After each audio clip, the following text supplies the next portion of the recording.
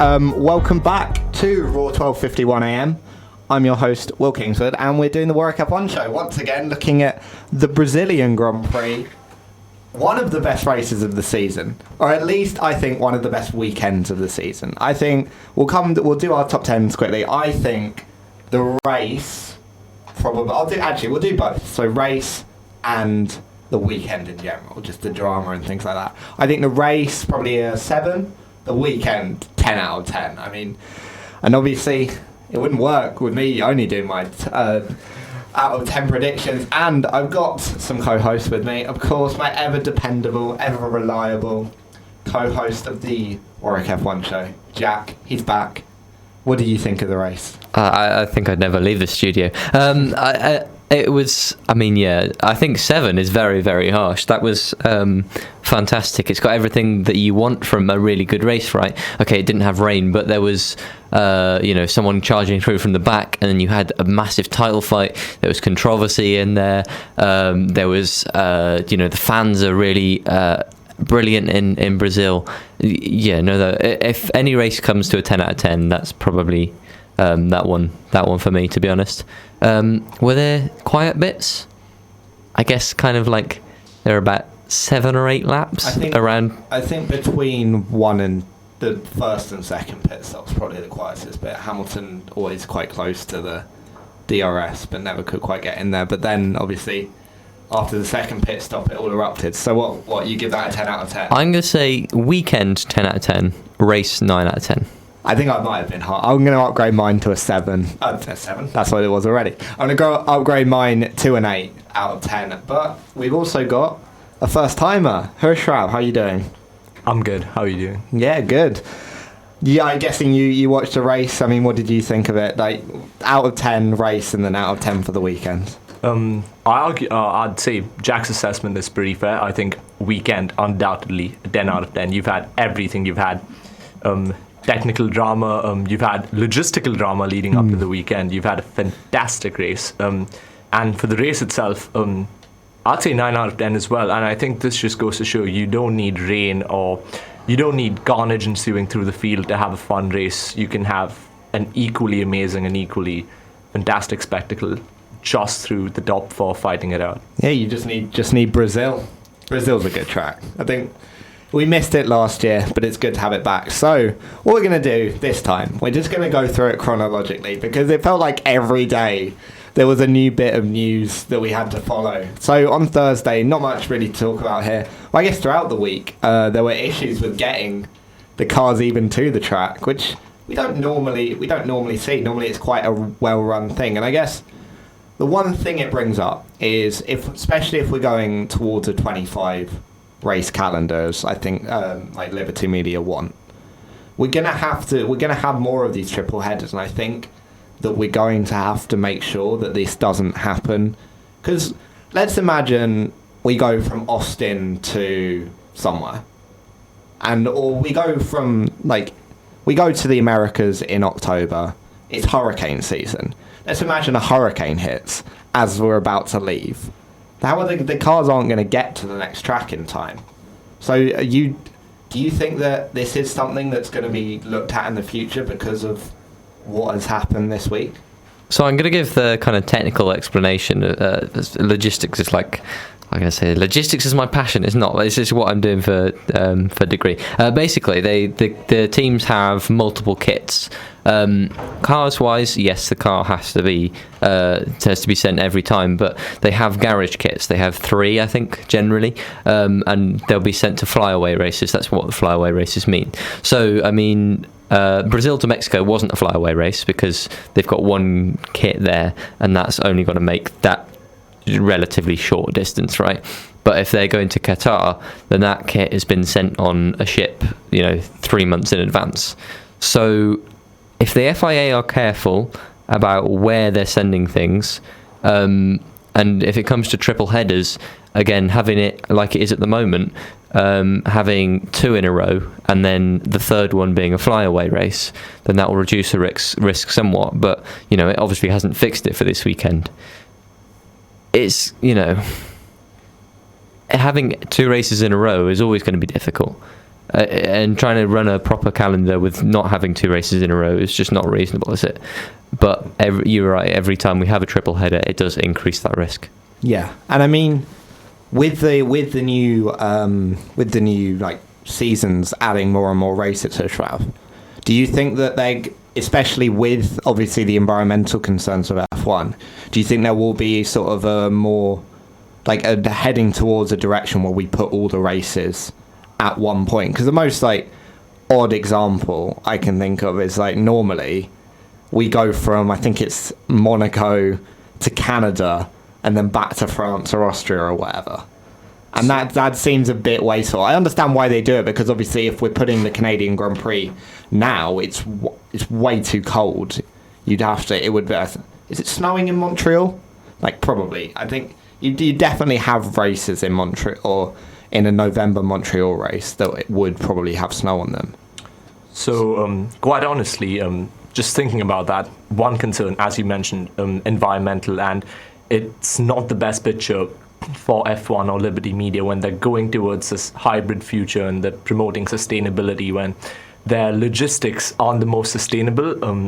But more importantly, and the more worrying part for me, as an engineer who wants to work in F1 in the future, is seeing the fatigue and the strain the current schedule puts on the engineers and the mechanics. So the best example, I have the 2022 calendar in front of me.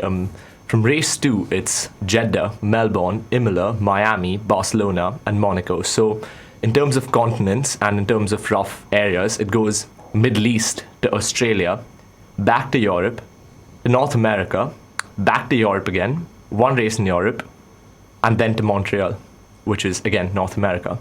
And I think that's just, obviously, like you said, there might be reasons behind it, but the way it seems on the face of it is just very poor planning, because this is going to require a lot of kit and a lot of traveling, and that's going to put an immense strain not just on the people but also on every bit of logistics involved in the full machine. And I think the problem with like something like Australia is it's just so far away from everything, especially, well, we should probably do this one where you probably design a calendar based on like geography, because sure, logically you could put Australia between like Singapore and Japan, maybe it's a bit better. I think that's going to be one for like previewing 2022, I think. Yeah, so it will be a problem into the future, especially if we're going to 25 races. But they managed to get all the cars there. They managed to put them all out for Friday running, and Friday qualifying day, because obviously it's sprint format, and we saw quite a dominant display from one Lewis Hamilton. I mean, were you expecting, obviously we'll come on to maybe why he was so dominant, and we'll play a song first, but then we can talk about the controversy. But when you saw that initially on Friday, Hamilton being so quick after a race that he'd lost to Max Verstappen just in the USA, a race that they were convincingly beaten in Mexico. Obviously, they may have expected it, but it was quite a margin of defeat. And then he comes here, and I think he was like 4/10 quicker over an incredibly short lap. I want to say it's the third shortest in F1. Are we talking time or distance? Because I think distance, maybe. I think time-wise, it's the second shortest. Yeah, I think only Austria is a quicker lap. Yeah, so Austria and Monaco are shorter, but only Austria's quicker. And 4/10, especially, okay, if we are talking time, 4/10 is a lot over 68 seconds, especially in F1 cars where every thousandth counts. So did you expect Mercedes to be that quick? No, I mean, of course not. I wasn't able to catch the race live, unfortunately. Consequence of sprint races and why I kind of don't like them. The qualifying live. And they didn't even have Channel 4 coverage of it. So everything I've got is kind of like condensed into about 8 minutes of YouTube footage. But no, until Q3, I didn't actually believe that pace was genuine. I didn't believe the Red Bulls were going full out. And then it was just like, what on earth is happening? He's livid about something, or he's got, he's realised that he's going to have to go out and grab this championship out of the hands of Max Verstappen. And he kind of, But I don't know. That never really stood out to me as a track that he's really good at, right? No, Brazil has always, in my opinion, been one of his weaker ones. He won in 2016 in the wet, which we would probably expect. And now he was chasing that title because I think he was quite a way behind Rosberg at that point. He won in 2018. It wasn't deserved because Ocon collided with Verstappen, who was ahead, and then puts him out the race. So you could almost say, I would almost say this was probably his weakest circuit in terms of results. It's really hard to say, isn't it? In terms of we've only got one results. Like, there are some circuits. It's weird because you say like a circuit with 2 wins that's been on the calendar for Hamilton's entire career. If he's only got like 2 wins there, we say it's a weak circuit. I think Monaco is probably another one that he's surprisingly never done too well at, but then obviously he's won 3 times. But we got to think about it in terms of like the sort of cars that he's been in. So to see him come here and then be 4 tenths ahead, and this is something I forgot to mention, and I'll bring it to both of you. Before then, or before qualifying, and I think it might have been before practice, he takes a new ICE and gets a 5-place grid penalty. Do you think, looking at how the race has panned out, this is a question for both of you, do you think looking at how the race has panned out, maybe not in terms of the result, but in terms of how much quicker he was than everyone else, and we're coming to 3 you'd say power tracks. Jeddah, 100% looking like a power track. Obviously, Qatar's a bit different. We don't really know, but it looks fairly similar to like a Bahrain. And Hamilton and Mercedes have always been strong there. And Abu Dhabi, Hamilton and Mercedes, I think they only lost 2020 since the start of the hybrid era. Could be, and that's because of the Red Bull development cycle, right? Yeah. So do you think that maybe Mercedes have pulled a blinder in taking that engine? Because now they've theoretically got engine 4, which has been in since Turkey, so it's a bit older. How many races have we had since Turkey? Is it 3? Let's go for 3. Yep. Yeah. And now he's got engine 5.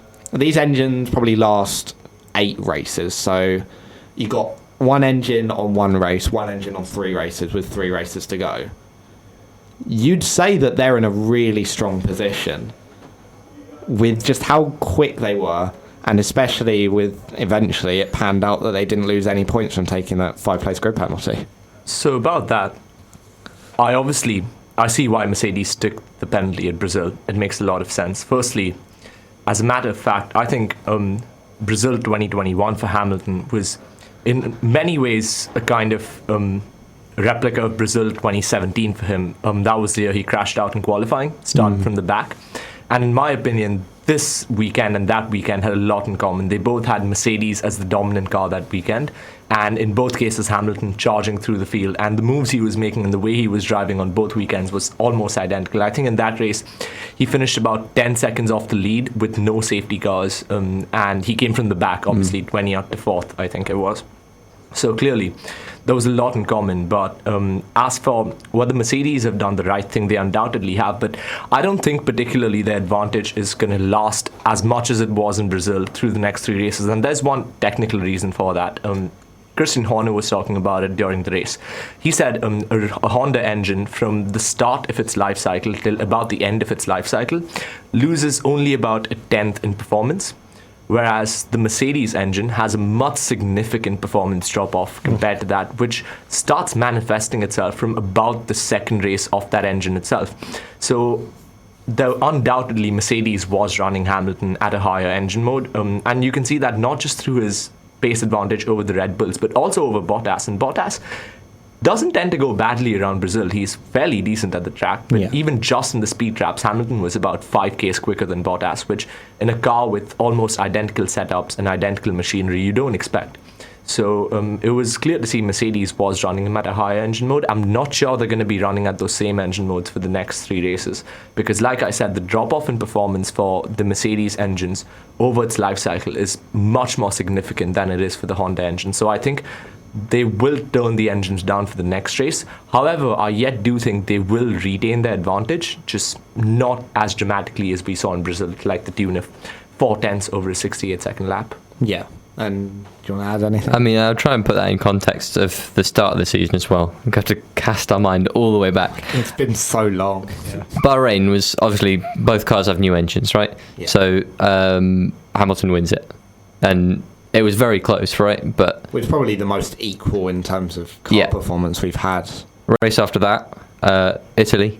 And Verstappen, of course, won that one. Now, that's not quite as simple. And you saw that Hamilton had pace. He overtook the McLarens towards the end of the race.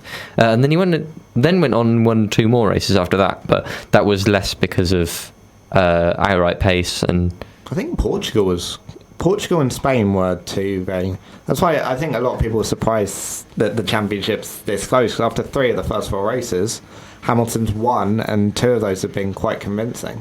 Yeah, maybe. Okay. I tried to help prove the point because I do think it is true.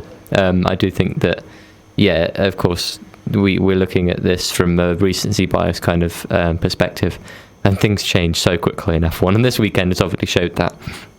So I don't think you can assume that this is the form that Mercedes are going to be in, come next race, let alone 3 races time. Yeah. Well, 3 races to go, and they've taken a second engine. So we've Hushrav, do you want to just add anything about qualifying in general? I know I sort of went on a tangent there, but just, did you enjoy it? Like, what were your thoughts on qualifying? So just the Friday qualifying itself? Yeah, just the Friday. I think I'm not surprised to see Hamilton up there, and I kind of expected him to have that margin because, like I said, I knew Mercedes would run him at a higher power unit setting this weekend compared to Bottas even. And then the way in general the Mercedes car has handled this year, it tends to be very good in about the low speed flowy corners, which is basically what the entire middle sector of Brazil is. And then obviously when you add that to the insane pace advantage it had in a straight line, the last sector of Brazil, sector 3, is basically 1 corner and then just the full straight. So you'd think two out of 3 sectors, that Mercedes is looking like the most dominant car. So if you consider that, and then you consider the fact that Bottas is running on a bit of a weaker handicapped engine, it's no surprise that Hamilton was that far up ahead in qualifying compared to, forget the Red Bulls, but even Bottas. Yeah, and he was quite far up ahead, but after the qualifying, we began to see a few rumblings in the paddock, especially involving the stewards. And we are back, as it said there, with Raw 12:51am and back on the Warwick F1 show, looking at the Brazilian Grand Prix. So, as I mentioned before the break, after qualifying, something was afoot in the F1 paddock.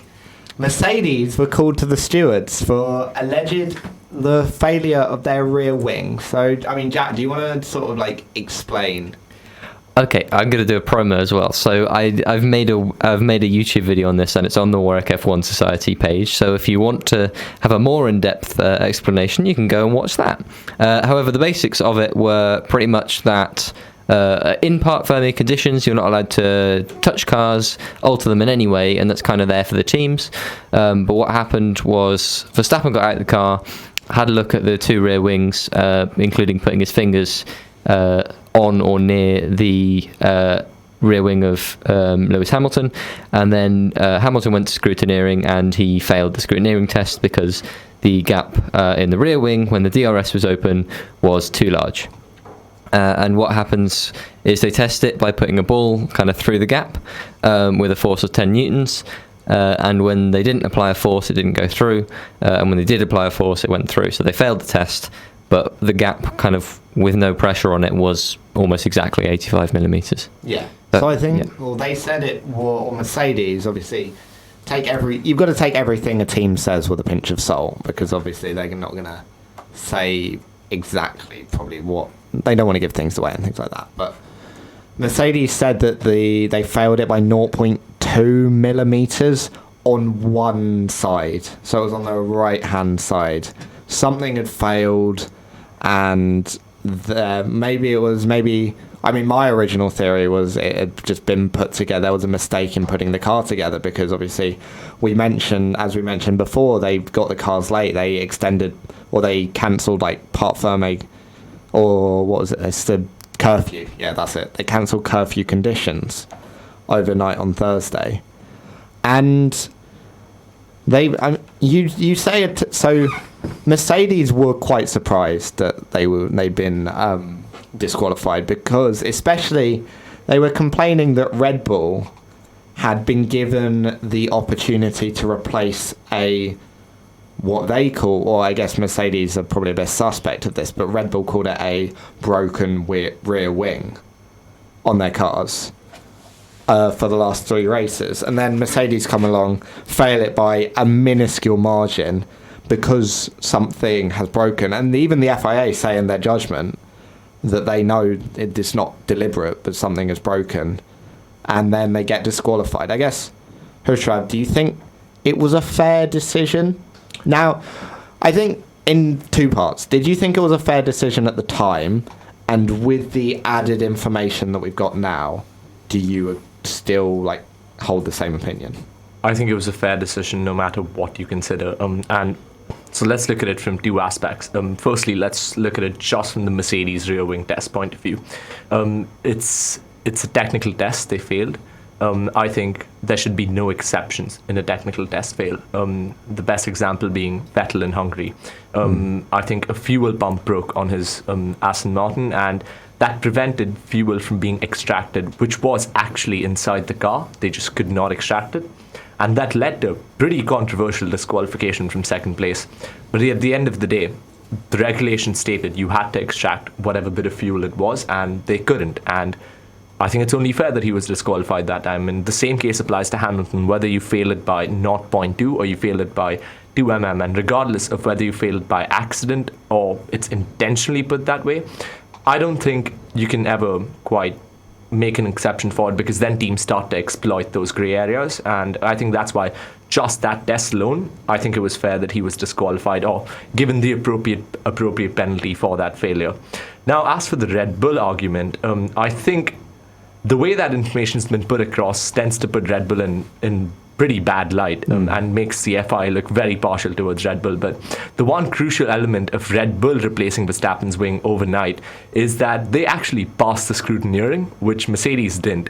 So what Red Bull basically did was they just replaced a like-for-like element. It was just a structural break, rather than him failing scrutineering and therefore Red Bull having to replace it. So I think that's the main difference between the 2 cases between Red Bull and Mercedes. But like I said, the way the media portrayed it did make Red Bull seem like they had some kind of overhead influence over the FIA, which is why Verstappen wasn't penalised, but Hamilton was. But the main difference is Hamilton failed the technical scrutineering, whereas Verstappen's car, the rear wing, was fine. It passed technical scrutineering. It was just a mandatory replacement. Yeah, I'd like to add a point to that as well. If, like Leclerc in Monaco, you crash into a wall, you then don't have to pass scrutineering until you've fixed everything. So, amusingly, if Hamilton had ditched it on that last lap, his first time would have been good enough for pole, and no one would have ever known that he was about to fail scrutineering. But that's all in the dust. That's an interesting point. Can you imagine if teams just start telling their drivers, if they put it on pole and then just tell their drivers to bin it in the wall, then fix everything? Just to add to that, the interesting thing is, like I said, when you start making exceptions in these cases, I understand, I fully agree that the penalty, a disqualification for 0.2 millimeters, is very harsh. It probably didn't gain Hamilton any time itself.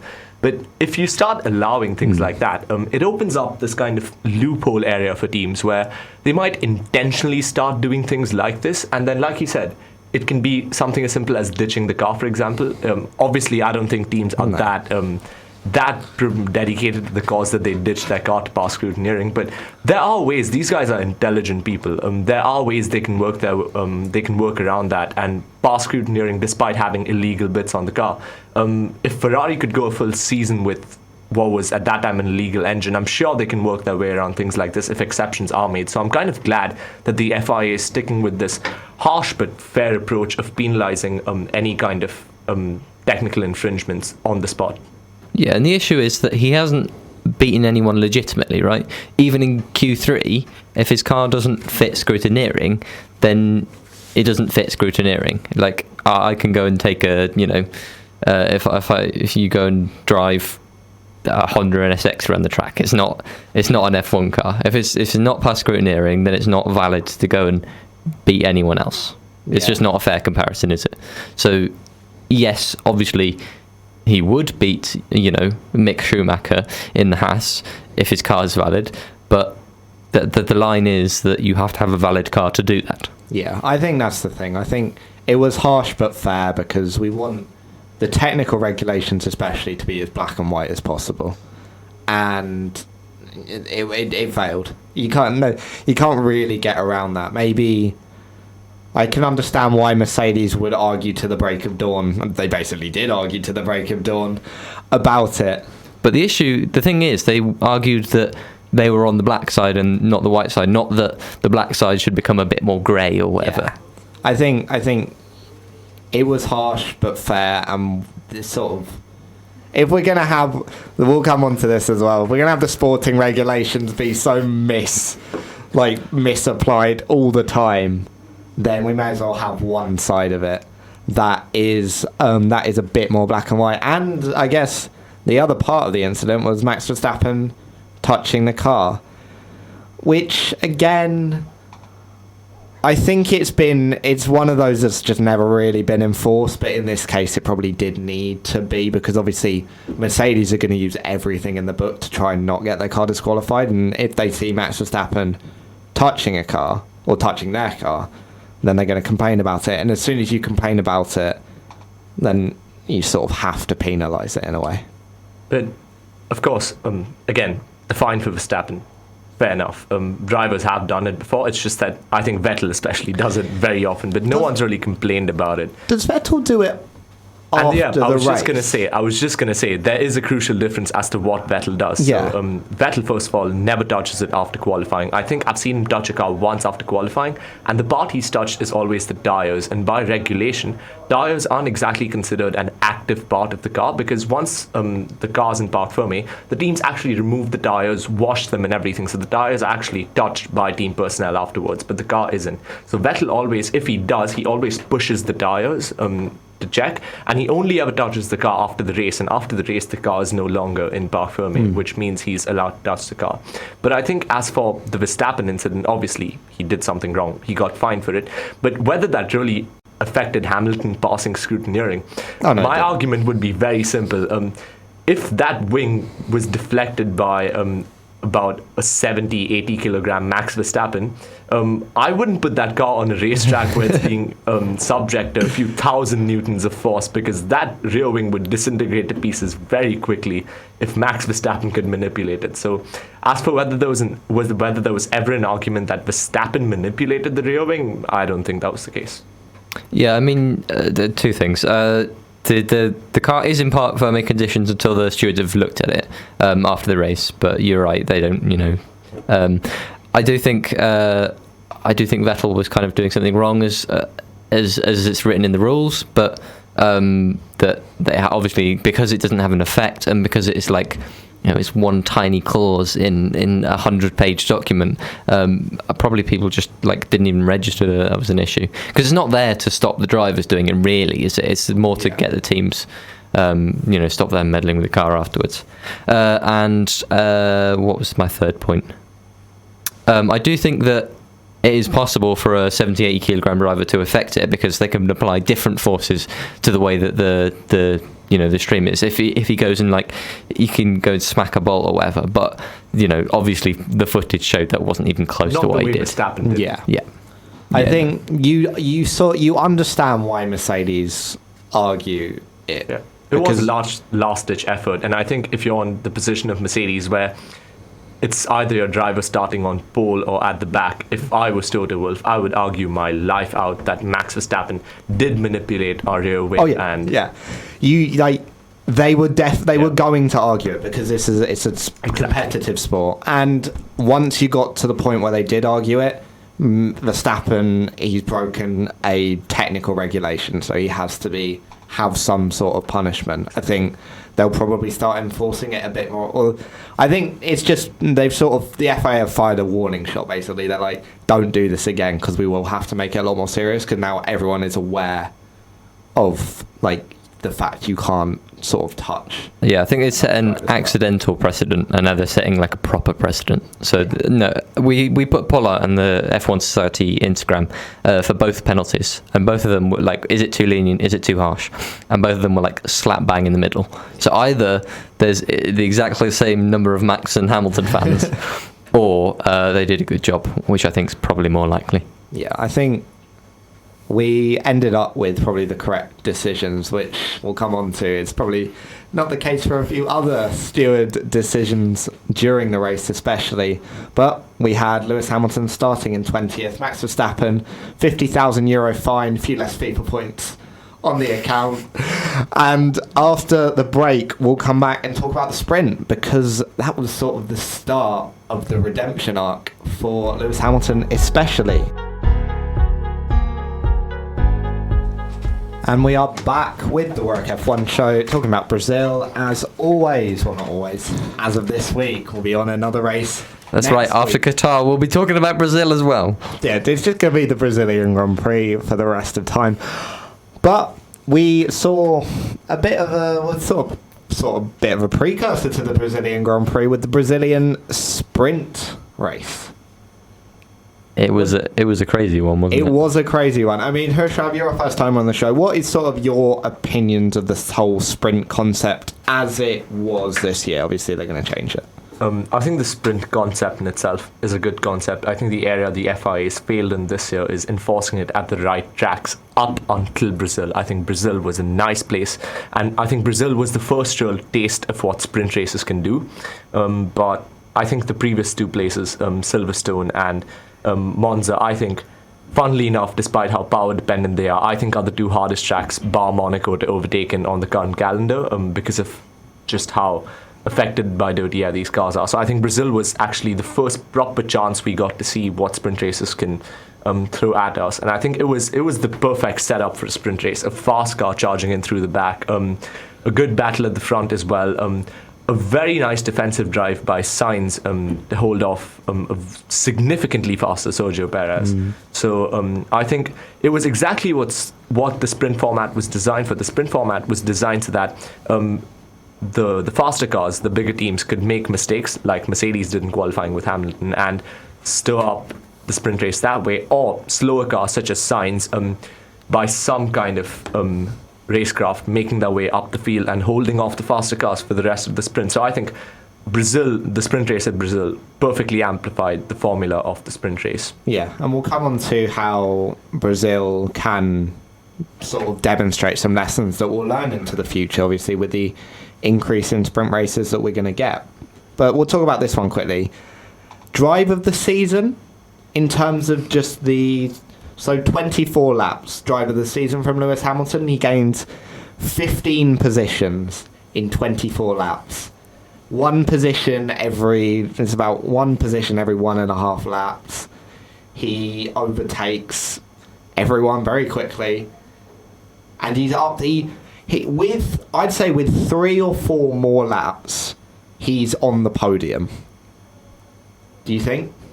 I think he was catching Norris, wasn't he? But I think the gap to the top 3 was a bit bigger. No, I thought he was like just. He came back a second behind Perez. Yeah. Was it? Yep. And Perez was the second. Oh yeah, it was Gasly, not Norris. Sorry. Yeah, apparently the greatest ever comeback in terms of kilometers per, I guess, overtake. Yeah. Yeah, that's because everyone's bunched up right at the start, though, isn't it? It was a pretty good performance. There's no, obviously that's an under exaggeration, but then we have to talk about, like, does sprint race drives count? Well, as I guess best drive of the season. If we say that feels cheap to say that for not even a proper Grand Prix. If we technically say the sprint race is a qualifying format, do you think it's the qualifying of the season? I think regardless of the way you put it, fantastic performance, firstly, just to get that out of the way. Brilliant performance, regardless of whether you consider it a qualifying or race or any kind of motorsport. It was a fantastic performance.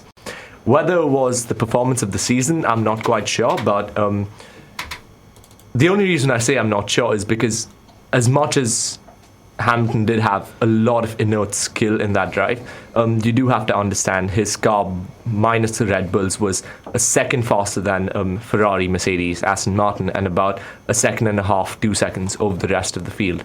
So when you have that kind of pace advantage, I think I'd be more surprised if he didn't get to where he was. But then again, I think the fact that I'm saying this only goes to prove how high Hamilton set the bar over the previous years, that a drive from 20th to 5th, was it, is impressive, but yet not the drive of the season. And I think it just goes to show the standard that's been set, not just by Hamilton, but by the rest of the field over this year as well, because I think there's been some brilliant drives across the season, which quite possibly outshine this one, which have been done on cars with lesser of a pace advantage than the Mercedes. Okay. I think that's fair, especially because he didn't get any points at the end of it, and obviously it comes in on the road. You've got to do it on race day. Yeah, it's not just about the pace though. It's the fact that he never really missed an opportunity to make an overtake. Like you'd see him a second and a half behind going into the start of the lap, and you'd be like, oh well, that's going to be he might bring that down to 1 second going into the final straight, and then he probably won't make it. But he brings it down to 0.8, and then he's able to dive down the inside going into the first corner. He just did that every single time that there was anyone within that 1.5 2 second gap. And there were plenty of opportunities when maybe a lesser driver backs out, and then they're 2 seconds behind going into the next lap, because there are two overtaking opportunities in the lap, right?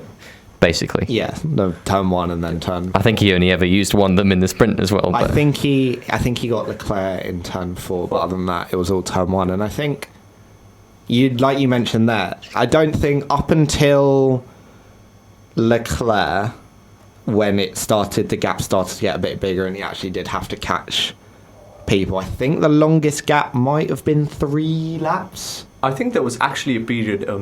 I think between. Somewhere, I'm not quite sure, but if memory serves me right, about lap 7 to lap 12 or 13, where I think he actually stalled out behind Daniel Ricciardo. I was thinking, it was Ricciardo. Ricciardo was stuck behind Vettel, who was consequently stuck behind Ocon, who was then stuck behind Gasly, and they were all in a massive DRS train. And the thing is, the McLaren and the Aston Martin are both Mercedes-powered cars, and the Renault's not too shabby in a straight line. I mean, the Alpine's not too shabby in a straight line either. So I think Hamilton actually stalled out there for a few laps, and which is why I think his drive is that much more impressive, because he then cleared all those cars and then made his way up to 5th. So I'd say up till about, I think it's not 20th to 5th. For me, it's, I think, 12th to 5th in the span of 7 laps. Because I think after he cleared Vettel, it was a move a lap. Yeah. And if you think about it with the race, he overtook 22 cars in 35 laps. 24, surely. Oh, wait, hang on. Are you adding in there? I'd say he got up to 3rd. Yeah, okay. That's when Yeah, I get you. So it was basically 22 cars in 35 laps, some of them being, obviously, a few. Norris might have been a bit more difficult. He gets past Bottas really easily, because obviously they're going to do team orders. But even if we take out Bottas, it's 20 overtakes, or 21 overtakes in 33, 34 laps, which is that's, no matter what car you're in, that is incredibly impressive. Like, yes, you're right. You're right, and we can't really add anything to that. Yeah, there's not much else to add. So I guess the final thing we'll talk about is how can we learn from this race, and I guess by extension Silverstone and Monza. This is the final sprint race of the season. When we're going into next season, where we're getting 6. That is confirmed for next season, right? We get 6. I don't know if it's confirmed, but I'm pretty sure we're going to get them. So, format-wise, we've seen the cars coming from the back, very exciting. We've seen cars coming from the back, very exciting. We've seen the potential jeopardy of getting it wrong with Perez in Silverstone and Gasly in Monza. We've seen the potential controversy of the person who wins the sprint race getting pole position. What would you change going into next year? The thing is, whatever you change, there's you create a new issue. Because I think the issue for me at the moment is I'm not able to watch qualifying. I think that's an issue. I think the fact is that we said this a couple of weeks ago, that the first kind of third of the race is generally the ones that are less exciting. And in Brazil, the race was exciting all the way through, and so was the sprint race. But we had that in Monza, that once we got past 4 laps, we just were in the most boring equivalent, bit of the race where the gaps are kind of extending, and there's no one coming back through. There's no strategy. There's nothing. I think if you try and fix that issue, then you potentially create the issue of you're diluting what F1 is. You're looking at randomness, like talking, reverse grids. You're all over the place. I just think the format there's always going to have a significant issue, and because of that, I would just rather it didn't exist. Because I don't think, if it isn't an issue and it's introduced and this makes it better or as good, no problem. If it is an issue and this is introduced and there's still issues with it, but it's as good, no problem with that. But the format was never an issue, right? I don't think. Yeah. So I think the ideas would be make the sprint race its own separate sort of event. So you qualify whenever, Friday for Sunday, make the sprint race something like either a external race, reverse the top 8 in championship order, put the other cars in championship order, something like that, and then more points, and then obviously pole goes to the person who wins on Friday. I think what I would do is just make the sprint race a bit more independent of the qualifying to race thing, and then you can do reverse the top 8, top 10 or whatever. Yeah, I think the way I look at sprint races is I agree very strongly with the points made, but I also disagree with them in the sense that I don't think the format's perfect, the current standard race weekend format, and that's the way I tend to think of sprint races. So firstly, I think, what are sprint races replacing? The sprint races firstly are replacing standard qualifying replaces practice 2 on the Friday, and then sprint races replace practice 3 on the Saturday. Both of those sessions, I think, for I'd say a new F1 fan, or someone who isn't that technically into Formula 1, I think both those sessions are fairly boring. So in terms of bringing in fan engagement, I think both of those do a very good job, because you have one extra race and you have qualifying on the Friday. Then of course you look at the commercial reasons, like Jack said, he can't watch qualifying on Friday, which I think is quite a problem for many diehard fans of F1. And then also I do agree that I don't think sprint races should have that much of an outcome on the final race on Sunday. So that's something that they need to work on. But as for what it's substituting, I think sprint races do a very good job actually, because they give me a race on Saturday, whereas otherwise I'd be snoring away watching FP3, which is quite possibly the most boring session of the weekend. Yeah. I think there's too much of a gap between the sprint and the race. That would change my mind a bit, and I've just thought about that, because it's about kind of the build up of the weekend. So kind of I like it because if I miss Friday, that's fine. I get to see that one Saturday session and then we're off. But if you're a bit more into your fandom, you start slow on Friday and then you get a better session on Saturday, and it really builds that hype. But there's almost kind of dying of the hype at the end of the sprint race for me, right? Maybe not so much this weekend, because this one is like not representative. We know that, right? Yeah. You're not going to have someone charging through with that kind of pace, and that's not because it's a sprint race. That's just because the penalty happened. So you think maybe change the format? Maybe go like Friday is P1, P2, or practice 1, do 2 practices on Friday. Saturday morning, when you'd normally get a sprint, another practice, you do qualifying and then do the sprint in the afternoon. Because I like the aesthetic of the afternoon races. I like the sort of sunset vibes. Yeah. It just makes it a bit different. 2 options. 1, make it so every race is either a early, well, not too early morning, but morning race, or make it a proper night race, and then the sprint happens in the morning on the Sunday. So if it's in Qatar, Bahrain, Jeddah, wherever we get night races, then you have those 2 races on that day. I think you go, if it's a night race, maybe you go like a sunset sprint. That'd be cool. I think 2 races from a technical point of view would be very, very close given if a car were to have a pretty big shunt, because we've seen it in F2 already where they tried 3 races, I think, this year, and they had 2 races on one day, I think, in the first day.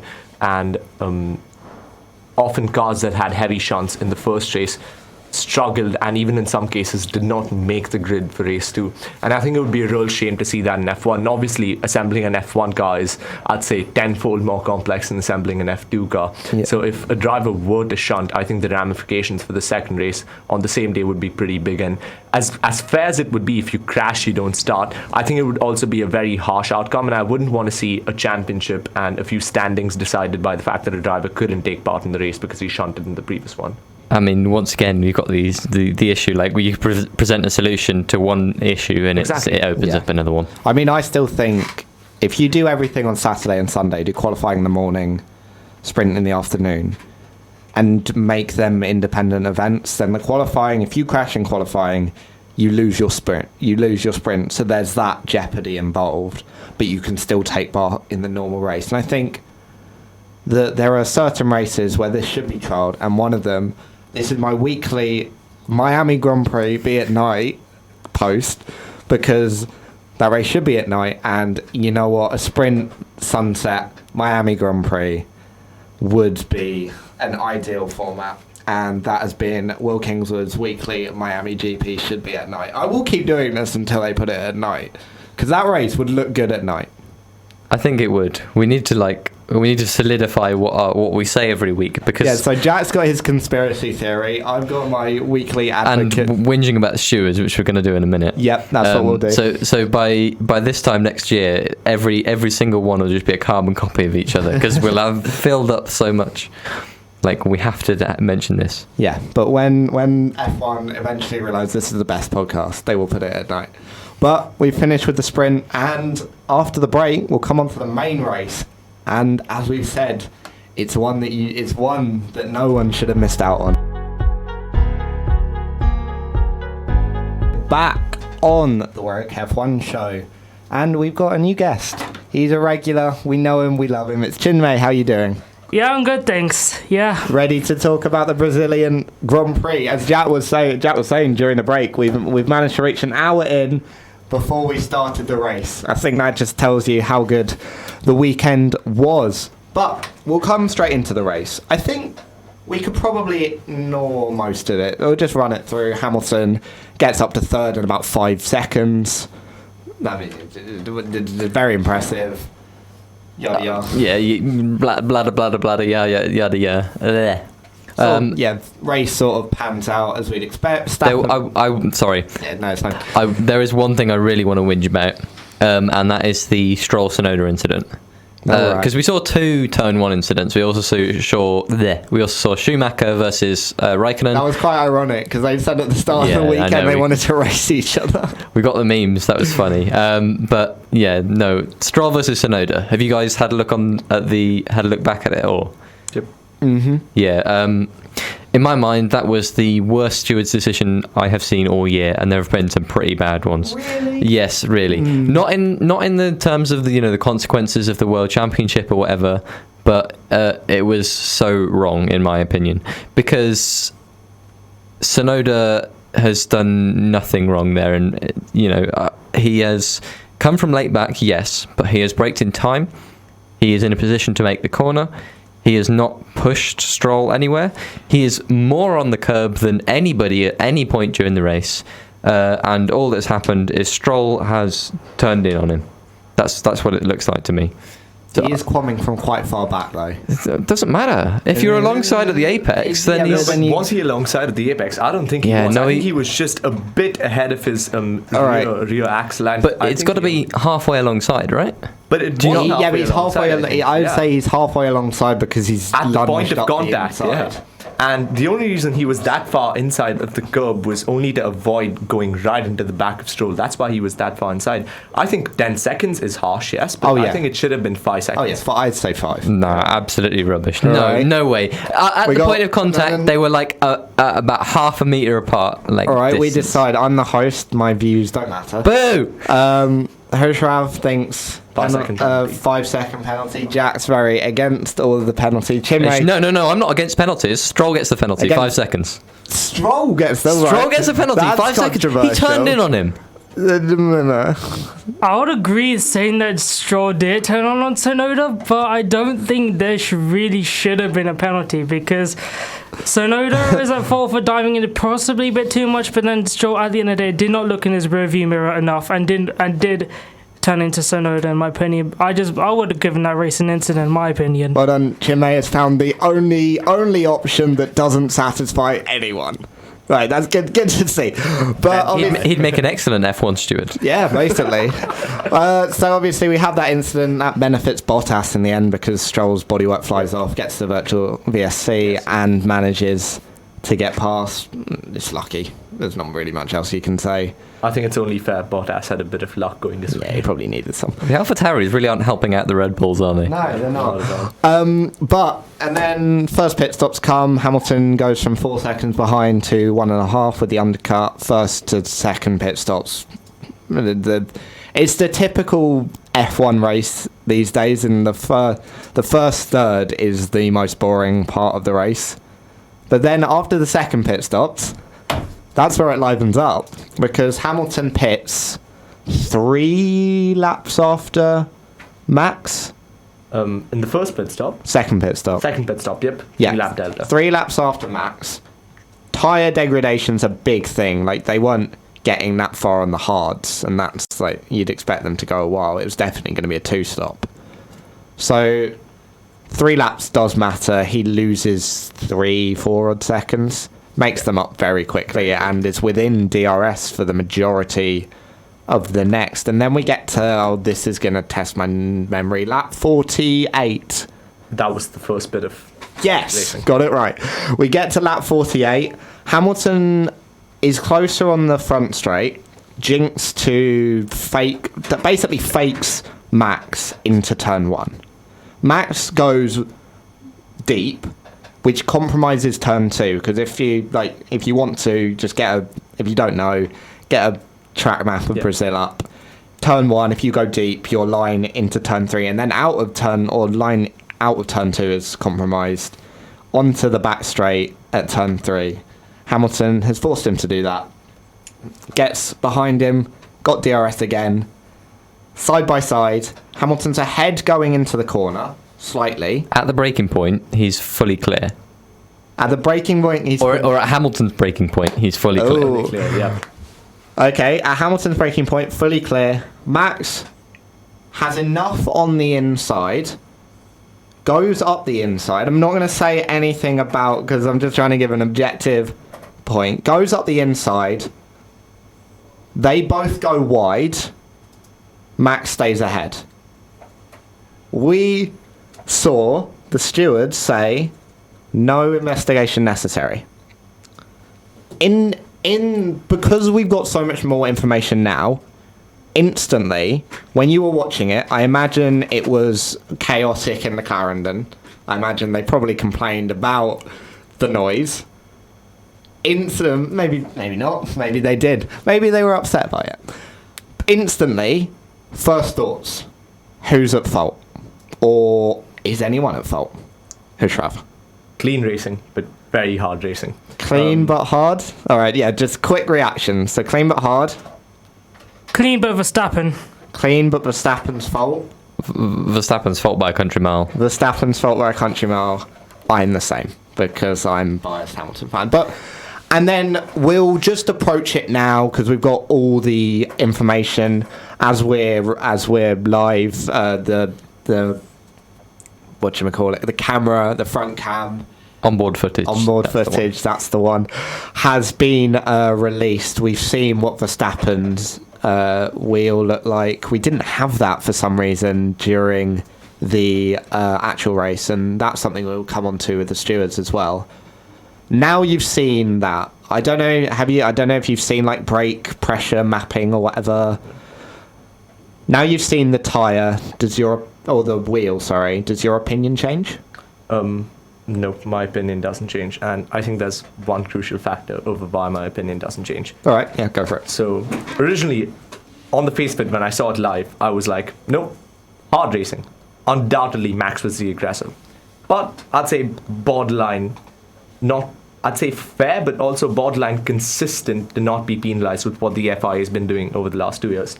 We cast our minds back to Austria 2019, Verstappen and Leclerc. Again, Verstappen being the aggressor there.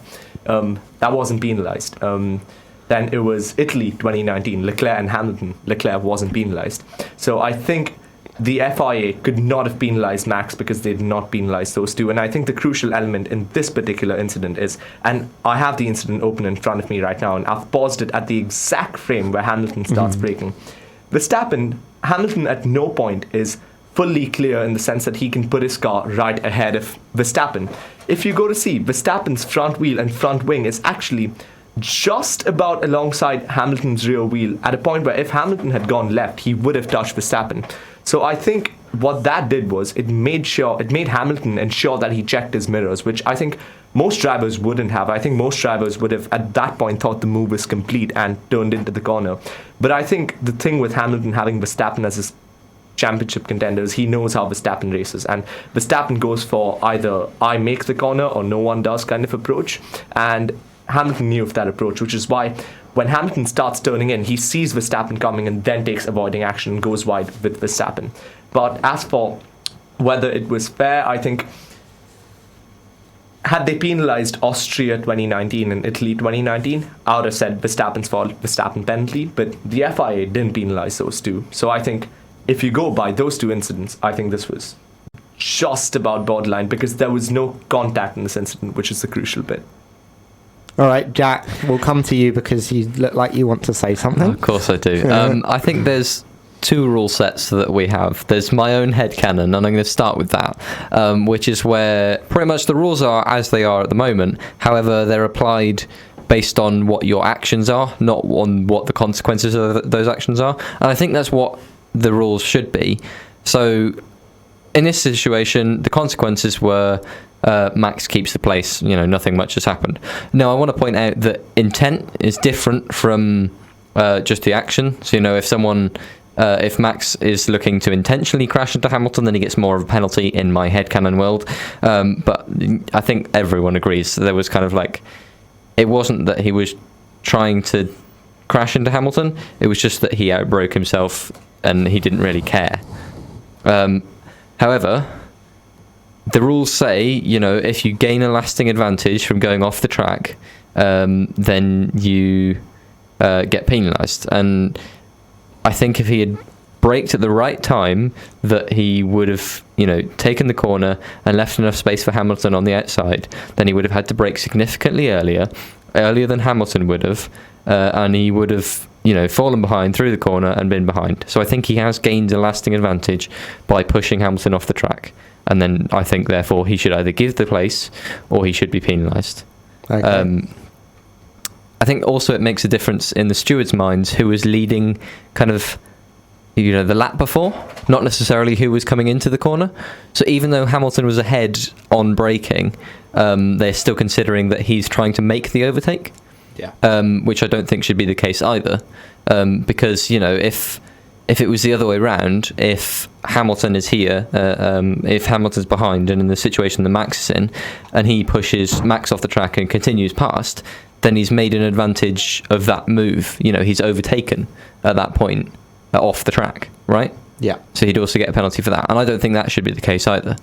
I think, you shouldn't consider where they were when they crossed the start line. I think they should consider only where they were when they went into the braking zone. So...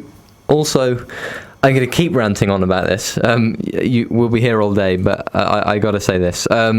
You mentioned the precedent, and I think that we did have a precedent set this season, and that was the two Perez incidents at Austria, where exactly the same situation happened, except there was a gravel trap. Now, the gravel trap being there, to me, Yes, it slowed the car on the outside, but Verstappen's done the same thing despite there not being a gravel trap there. He has kept the place because of that. So I think there is that precedent, and both times that was a 5-second penalty. So I think, yes, you can argue that those two previous, a little bit further back ones were punished, but I liked that was the one race of the year that I thought the stewarding was really good, because Tsunoda got his penalties for crossing the white line, and then since then it's been Norris doesn't get a penalty because it's wet. But he should be in control of the car. And I think this is also the case. That's the one race of the year where the stewarding was good, and they've undone everything since then. That's my opinion anyway. Okay, Chinmay. But sorry for talking so much. Oh, I've got. Sorry. No, it's fine. I think I've got to let everyone have a go, because we could genuinely spend 2 hours talking about this incident. So, Chinmay, what do you want to add? I mean, the simple fact is, Verstappen, obviously we're looking at the footage now that the stewards somehow didn't have in... Yeah, we'll come on to that as well after this. Yeah, but I would say that, looking at the footage now, it seems that Verstappen didn't really turn the wheel enough that he normally does to actually come into the corner. I mean, I don't know if it was intentional, because the fact that Verstappen's tyres at that point was actually completely gone. I think because the fact is, the lap or two later, Hamilton would breeze past Verstappen after doing another decoy move on Verstappen to make sure he messes up the turn 1, turn 2. But I don't think so it was fully intentional to try and shove Hamilton off the track. But then at the end of the day, I do feel Verstappen should have got a 5-second penalty because of the fact that he did push Hamilton off the track, whether it was intentional or unintentional. But at the end of the day, he kept his position, and he did gain a couple of tenths advantage as well. Right, I want to add my thoughts, because this is another one of the flashpoints between Verstappen and Hamilton, and this one is the most egregious in terms of Verstappen forcing Hamilton off. Initially, it doesn't look like Verstappen it's not like he's understeering really. He's not trying to turn the wheel and the car's not turning. He's just not turning the wheel. If you look at the comparison, the lap before and the lap that Hamilton's alongside him, the amount of difference there is in the amount of turn in the wheel is ridiculous. And it doesn't look like Verstappen just wants to turn the wheel. It's very much like a Rosberg in Austria 2016. That one was very blatant, because he just there wasn't like a little turn. Rosberg just went straight. But so you've got that. You've got that it looks very obvious that Verstappen hasn't turned. It doesn't even look like he's got understeer. I think the biggest thing for me is that Verstappen doesn't make the corner in the slightest. Verstappen goes off to basically Argentina. Like, it's ridiculous. And this isn't... It's sort of like everyone says, like the Silverstone incident. Obviously, it's a lot faster, so it's different. But everyone says, oh, Hamilton could have been closer to the apex. And then you look at Verstappen, he's not even on the racetrack. I just think I question why they made the decision so quickly, the stewards. And this is all. We'll come on to this to end it off, because we could talk about this until forever. Do you think that the stewards made the decision too quickly? And especially, am I right in saying that they said they had all available data on the FIA radio? Or I don't think they ever said they had the data. I think what they said was no investigation was necessary. Yep. So what happens in an FIA investigation is obviously not all the stewards, but however many stewards sit down in front of the television and they systematically go through and they talk it out. But clearly someone has seen enough that they can say that it is so clearly Max Verstappen, not anybody's fault, that it's not even worth doing that. Yeah. And that, in my mind, is the most mind-boggling part of all of it. Especially as after the race they admit they didn't have the onboard footage. Yeah, but they wouldn't have had a look at the onboard footage. What they would have had, the only information they have is the TV replays until they begin an investigation. So it's just so weird.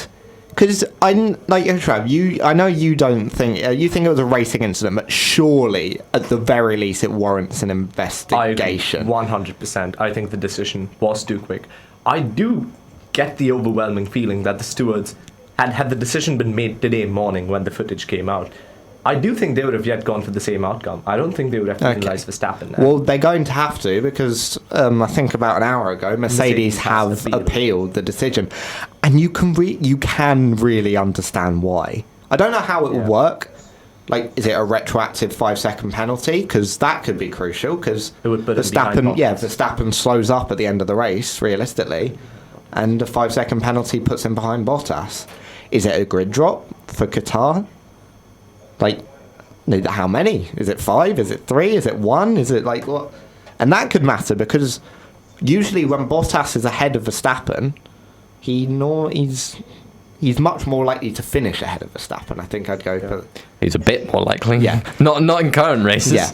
But I think just it really was confusing how quickly it was ended.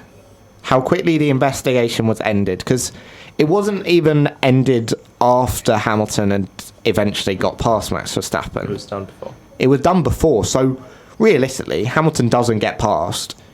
He loses the 7 points. It's out of his hands. It's all in Verstappen's hands. Like, that's a crucial decision, and to make it so quickly just seems really, really odd, especially when they admit afterwards that they don't have all of the information. I agree. And especially, I think the FIA tends to have this policy that each incident is looked at equally. So even if it had been Verstappen, Hamilton, or say it had been Mazepin and Schumacher in the identical spots, the FIA's policy is that we would look at the two incidents with equal importance.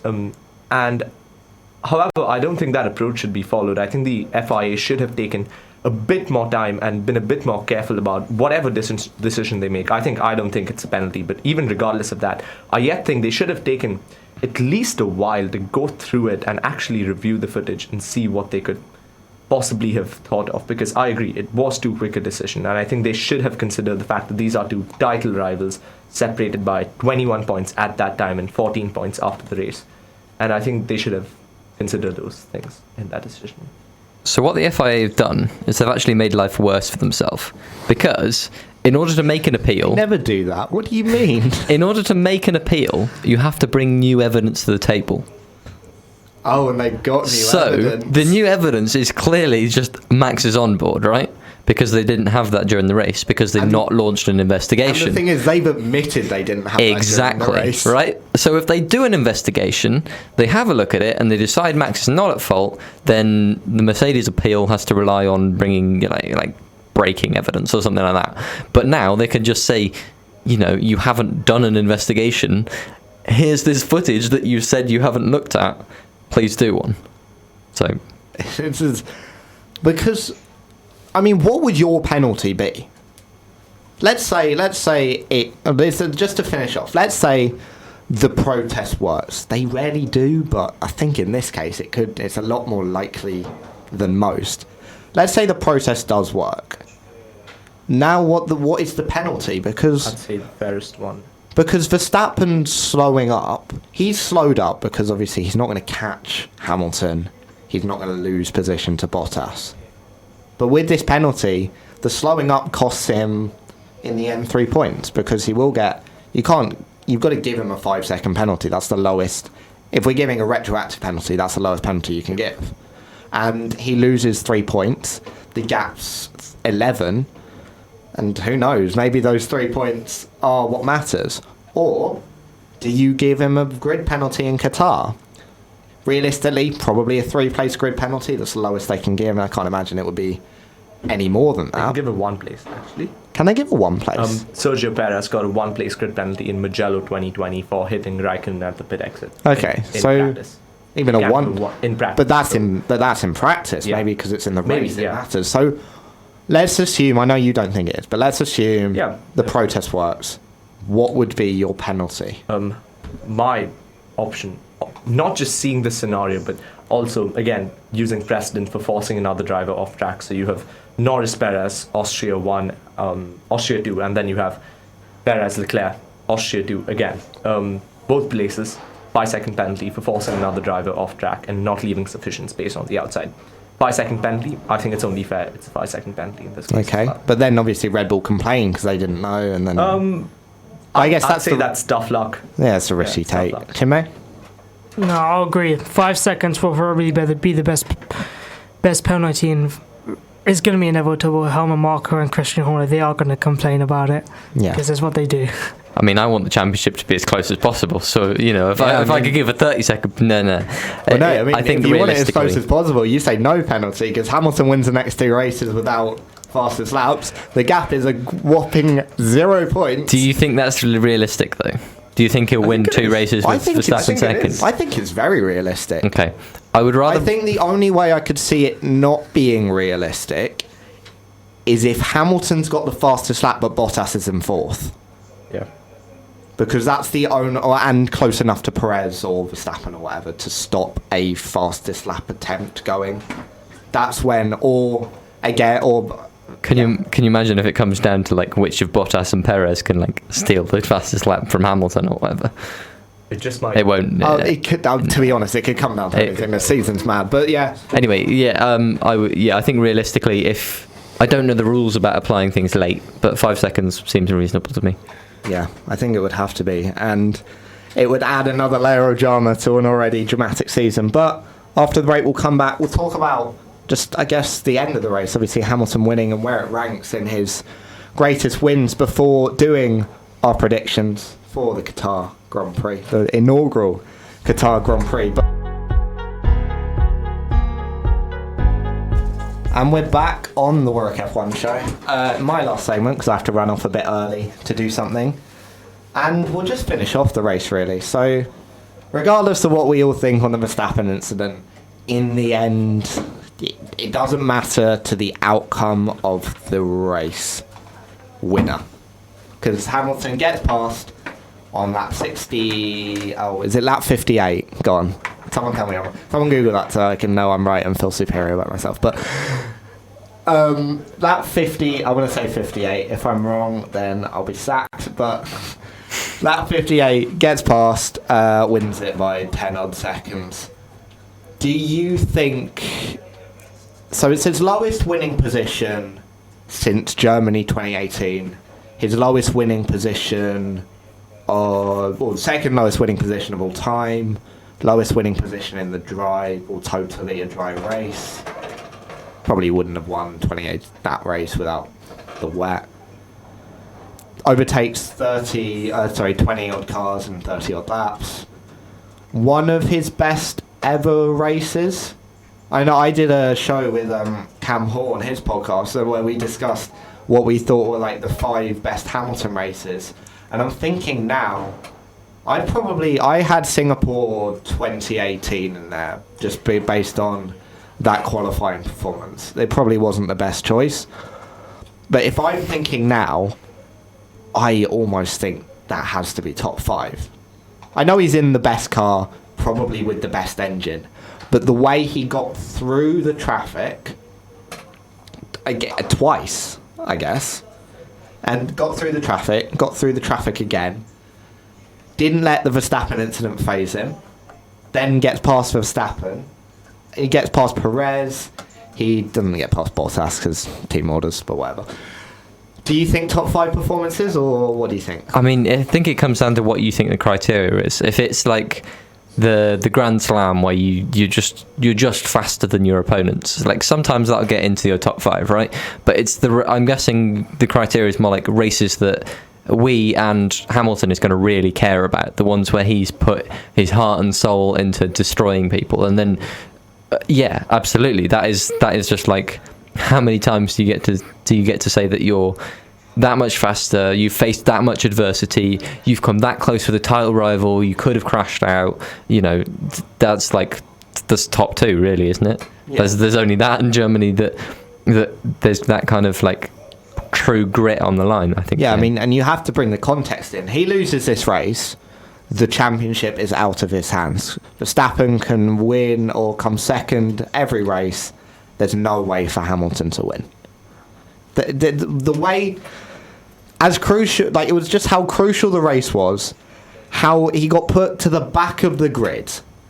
Granted, probably he wouldn't have won. I think it's undeniable to say that without something miraculous happening, he wouldn't have won this race without the sprint. So maybe that brings it down a bit. But still, going from his first to 20th to 5th to 10th to 1st. It's just like, is that one of his greatest ever races, Hushrav? I'd say it's the greatest, and if not the greatest, I think the only thing that could possibly rival it, in my opinion, would be Silverstone 2007, where he won by over a minute. I think it was 08. 08, Yeah. yep, 07 or 08, yep. The Yeah. one where he absolutely dominated in the wet. Yeah. I think either that one would maybe be the only one I'd considered, and the only reason I'd considered over this one is because I think he only won this because the sprint was there. I think had it been a normal weekend, he would have been disqualified right to the back on the race. I think the sprint, in a way, Hamilton was the luckiest but unluckiest driver this weekend at the same time. You almost wonder where he would have come with the sprint, because let's say the same outcome. You can never say that, but let's just hypothetically say the same outcome plays out. After 24 laps of the race, Hamilton is in 5th, a second behind 3rd. He probably gets past the two of them by lap 30, and then he's 17... Like, how far behind? They were about 20 odd seconds behind. Yeah. So 20 odd seconds behind with 40 laps to go. Bottas is in 1st place. He might have been able to win it. I don't think he would have. He would have been faster, undeniably faster. But you have to understand, by lap 20, lap 30, I think only by lap 20, 25 would he have cleared all the cars, barring the Red Bulls and the Mercedes, barring Bottas. Which means Mercedes would only have had one more pit stop to tinker around with in terms of strategy, and one pit stop with 20 seconds to make up would have been a lot of time. It would have been a tall order. Podium, undoubtedly, he would have made it on. The win, I don't think so. Okay. I think he would have got Perez, though. I think maybe that is something that brings it down, just because the sprint did benefit him quite a lot. Even then, I'd say Hamilton's second greatest. Yeah, I think easy top 5. And I think, Chinmay, it's just the way he made it through the field. As Jack was said before, in the sprint, Ricciardo was the only driver that seemed to hold him up a bit in the sprint. In the race, he's up to, I want to say, 7th by lap 1.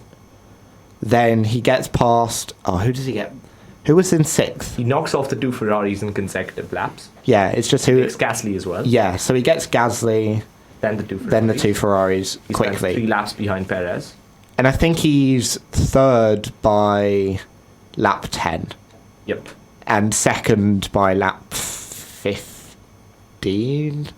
I think he spent 3 laps behind Sergio. Yeah. Yep. So. But just, do you think it's the way that he got through the field that makes it one of the greatest performances, and then obviously goes on and wins it?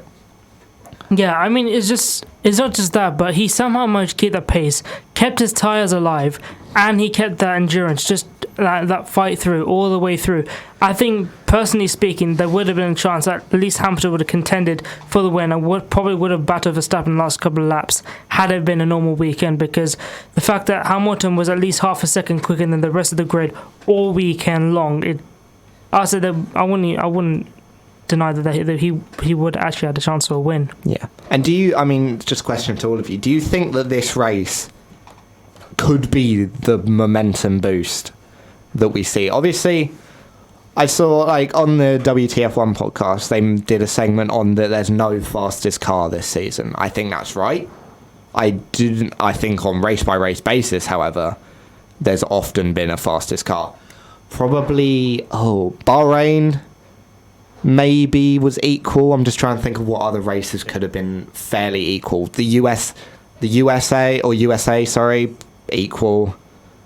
I think even Mexico was equal, because if you see, Mercedes actually got pole by 4 tenths. I think just in the race. Race pace and pole pace were but in quali pace were very different. And are there any other races that were fairly? I imagine Spain happened fairly close to the end, didn't it? Spain and Spain, maybe they were close on paper, but Spain, Mercedes more dominant. I'm thinking France.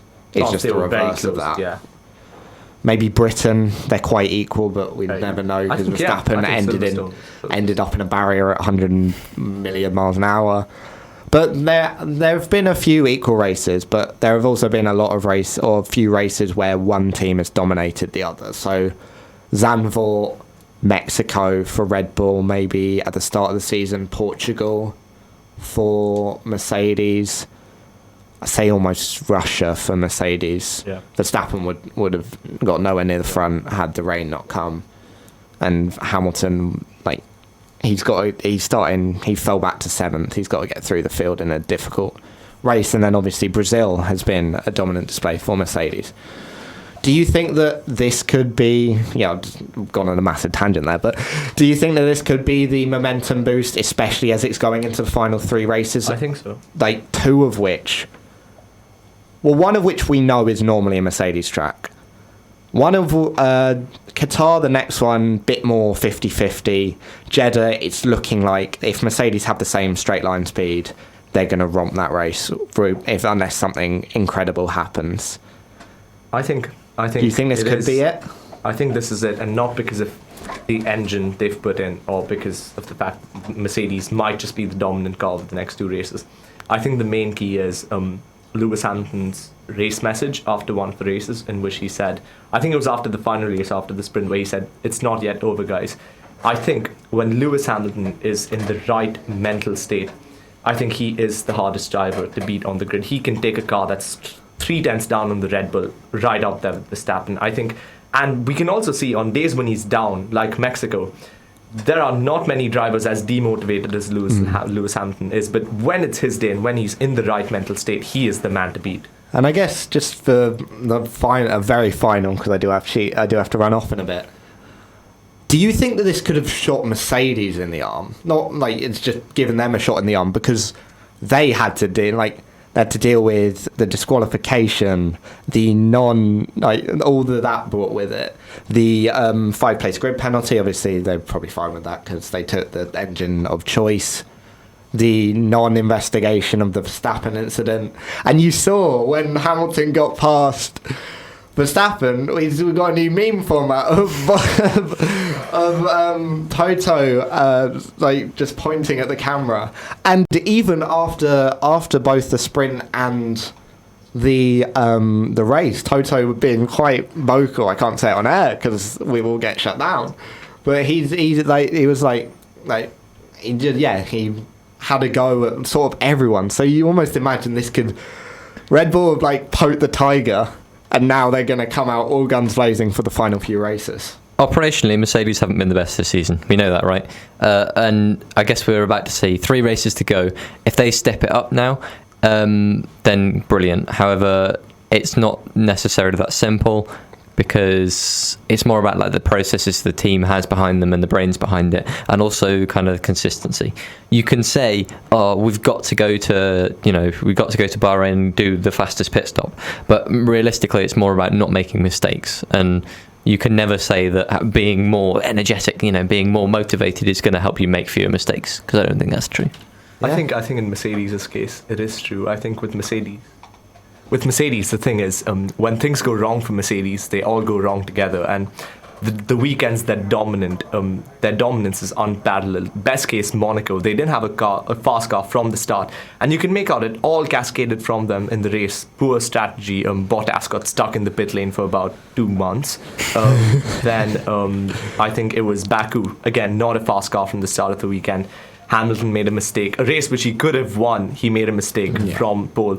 So I think Mercedes, when the motivation isn't there, are a team that makes mistakes. And like Jack said, operationally, they haven't been spot on. You'd expect a world champion team, even in the worst cases, to be on top of their game. But they just simply haven't this year. And that's left the door open for Red Bull. But on weekends like this weekend, where Mercedes knew they had a fast car, they did everything flawlessly. Strategy, pit stops, the way they handled the media. I love the aggression Wolf has brought on. And he said it in one of the interviews. He said now, diplomacy is no longer an option. That was his exact quote.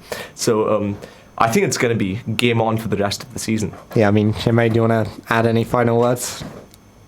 No, it was just a breathtaking weekend for Formula One and just in general. Yeah, I think if you wanted a race that would lead up to the an explosive finale filled with inter-team drama, like team and steward drama, drivers on the track barging each other off, colliding, coming together, I think you couldn't have a better race than the Brazilian Grand Prix.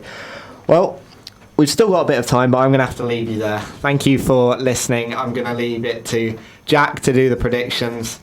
Chinmay's going to make some great predictions for the Raw side, aren't you, Chinmay? Yes. Yes, exactly. You are.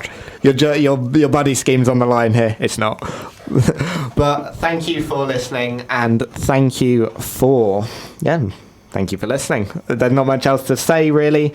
Looking forward to Qatar, and who knows how it will be, especially with this season, and especially with the drama we've had on track. But I'll leave you here, and then I'll leave it to Jack for the final 10 minutes.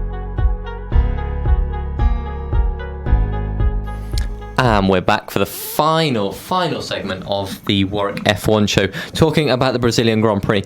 But we're kind of not talking about the Brazilian Grand Prix anymore. We've got predictions to do and very little time to do them in. So I'm going to continue on with my guests, Chinmay and Hushrav, who very conveniently haven't heard or weren't present last week when we tried to do the predictions. So at the moment, the score is 2 to Warwick F1 Society and 2 to Raw. So I'm just going to pick one of these. I've flipped a coin already, so we're going for random ones first. So the podium for let's say Team 1 was Verstappen, Perez, and then Tsunoda. And then the 3 predictions were Alonso gets the most overtakes in the weekend, which I believe is clearly false. No wet tyres were used, which was true. And Lewis gets a mechanical failure, which whether or not you count the DRS opening is up to you. And then we've got Team 2. So their podium is Hamilton, Bottas, Verstappen, which was very close to what happened, just the switch between Bottas and Verstappen. Hamilton and Verstappen collide in the sprint race, which didn't happen. It almost happened in the normal race, but that's not what the prediction says. Gasly P4. Can you remember where he was?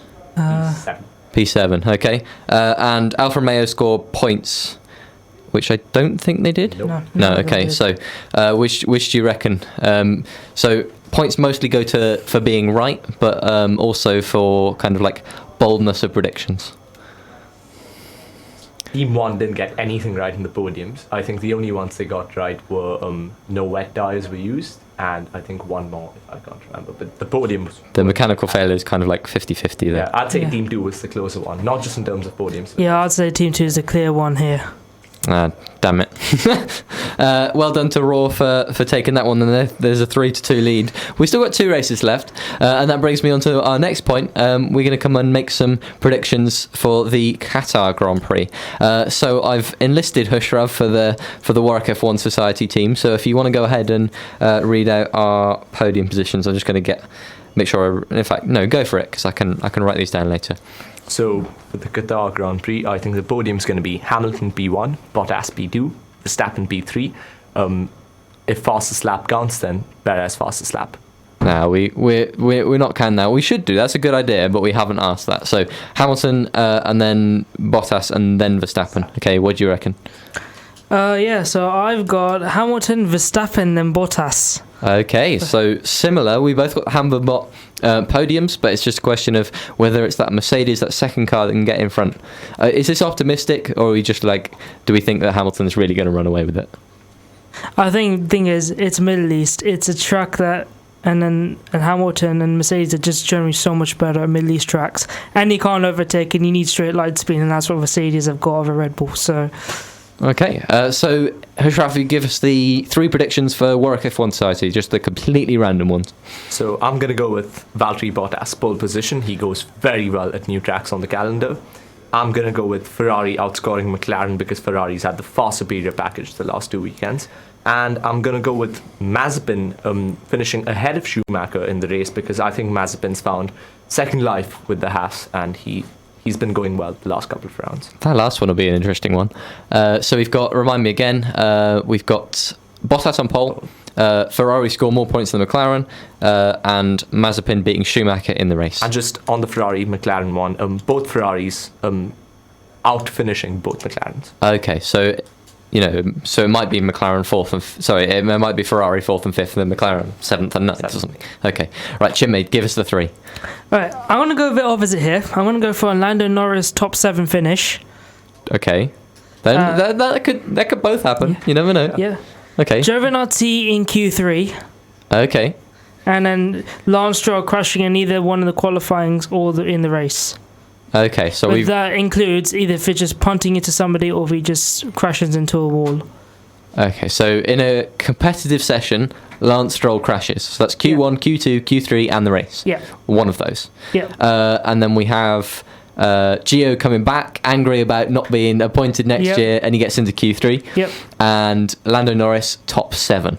Okay, got that right? Yep. Lovely. Okay, there you have it. So the podcast will, of course, be out on the Warwick F1 Society YouTube if you're listening to that. Hi. Make sure you put your own comments, your own predictions down below. If you're not on that, if you're on the Raw Sport Spotify, you can send either to Raw or to the Warwick F1 Society. You can send your predictions there if you fancy it. Next year, we're going to have a proper system, I think. But for now, it's time for Warwick F1 Society to make that grind up, I think. See if we can get back into it. We're going to end the show there. Thank you both to Chinmay for coming in late and running through the actual race with us. Thank you. And to Hushrav for being here the whole time, repping Warwick F1 Society. Lovely. And we're going to head off now.